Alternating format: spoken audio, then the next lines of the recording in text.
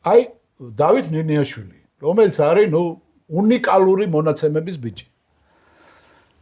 რომელიც ჩვენ გვინდა რომ გარღვევები, ეხლა რაგბში როგორ არის თამაში, რომ 14 კაცი მუშაობს, რომ ერთი გაიყვანონ რა.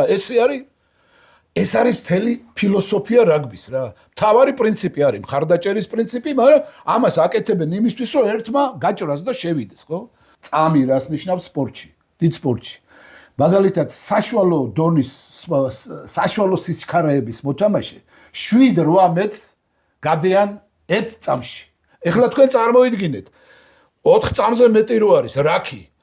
ეხლა შენ გინდა მოუმზადო ნინიაშვილისნაირ მოთამაშეებს, რომ ინტერვალში შევარდეს. ირსება ყველა კარი იკეტება, ირაზება, კაცო. სად შევა? აბა მოიყვანე ეხლა საფრანგეთის ბეკები დააყენე და 5 წამის მერე როგორ გაჭრიან ხარ შევხედავ რა. არ არის ეს გუნდური თამაში. იქ უკვე რაღაცა დარღვეულია რა.